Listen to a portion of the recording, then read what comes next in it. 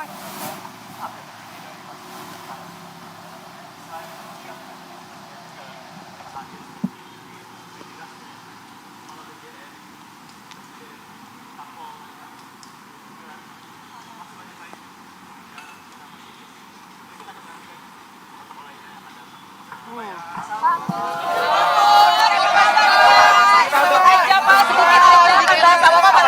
Bersama dengan Presiden. Nggak tahu, sepertinya buka puasa bersama.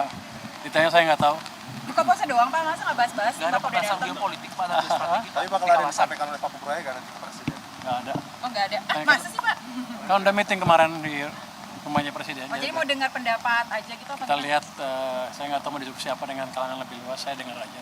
Ada poin khusus nggak Pak yang Pak Purwaya ingin sampaikan? Nggak ada. Terkait ekonomi. Saya udah sampaikan kemarin.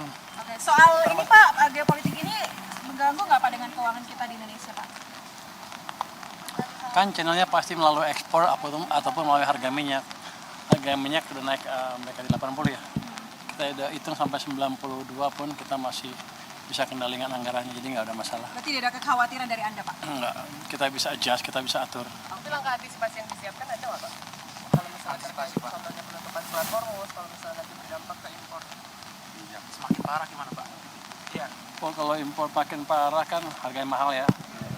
Kan akan menekan defisit. Ya, kita pastikan aja pertama tax collection kita, pengumpulan pajak kita sama cukai nggak ada yang bocor. Itu udah mengurangi tekanan ke defisit. Nanti kalau lebih bagus, itu udah lebih bagus, kita lihat dampaknya seperti apa. Baru kita hitung langkah-langkah yang perlu kita lakukan. Itu termasuk dengan 20 hari stok yang dibilang oleh Pak Bahlil, itu persiapannya ada nggak planning Pak? Kalau misalkan Harga itu harga setahun kan, kalau kita asumsinya setahun. 20 hari itu kalau nggak ada supply sama sekali baru berantakan, tapi biasanya nggak seperti itu. Kita pasti bisa dapat supply tapi harganya lebih tinggi, itu aja. tapi pasti terkendali gitu ya Pak? Kita bisa lihat, saya bisa hitung dengan asumsi tadi, kita masih bisa mengendalikan defisit kita, ekonomi kita masih bisa maju, nggak ada masalah.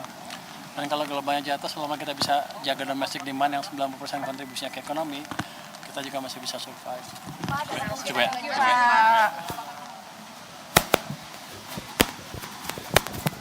Jelajahi cara baru mendapatkan informasi. Download Metro TV Extend sekarang.